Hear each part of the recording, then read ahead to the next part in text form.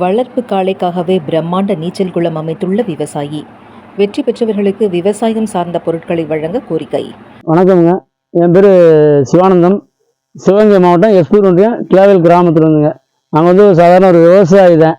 ஏன்னா எங்களுக்கு ஜல்லிக்கட்டு தான் ரொம்ப ஆர்வத்துலேயும் நாட்டின மாடையும் காக்கின்ற ஒரு ஆர்வமும் இருக்குது. அது போது எங்களுக்கு ஜல்லிக்கட்டு காலையிலாம் ரொம்ப ஆர்வம். எங்கள் ஏரியாவில் வந்து குளங்கள் ரொம்ப கம்மி, மழை பெய்கிறது ரொம்ப கம்மியான இதாக இருக்குது. ஜல்லிக்கட்டு காலையில் நீச்சல் பயிற்சி கொடுக்குற வசதி ஒன்று எங்கள் ஏரியாவில் கிடையாதுங்க.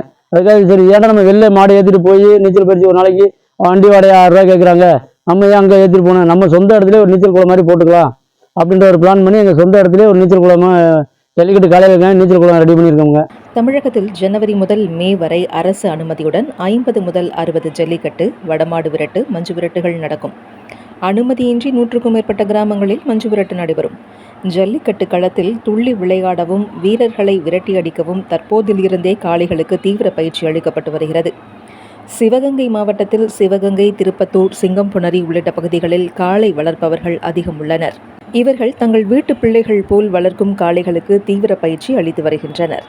இவர்களில் எஸ்புதூர் ஒன்றியம் கிழவயல் கிராமத்தைச் சேர்ந்த விவசாயி சிவானந்தம் 20 லட்சம் ரூபாய் மதிப்பீட்டில் காளைகளுக்காக நீச்சல் குளத்தை கட்டி பயிற்சி அளித்து வருகிறார்.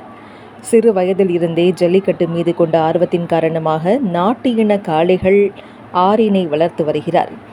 இவரது காளைகள் தென் மாவட்ட ஜல்லிக்கட்டு போட்டிகளில் பங்கேற்று பரிசுகளை பெற்றுள்ளதால் போட்டிகளில் இவரது காளைகளுக்கென ரசிகர் கூட்டம் இருக்கும்.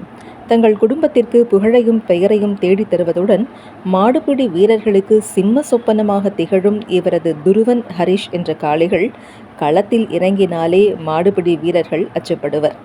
பெயரும் புகழும் பரிசுகளையும் பெற்றுத்தந்த துருவன் காளைக்காகவே இந்த நீச்சல் குளத்தை 13 அடி ஆழம், 65 அடி நீளம், 65 அகலத்தில் கட்டியதாக பெருமையோடு இந்த விவசாயி சிவானந்தம் கூறுகிறார்.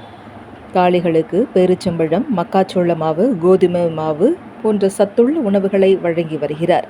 முறையான பராமரிப்புடன் சிசிடிவி கேமரா மூலம் கண்காணிப்பு, நடைப்பயிற்சி, நீச்சல் பயிற்சி, மண் குத்துவது போன்ற பயிற்சிகளை வழங்கி ஹைடெக்காக தைப்பொங்கல் போட்டிக்கு காளைகளை தயார்படுத்தி வருகிறார்.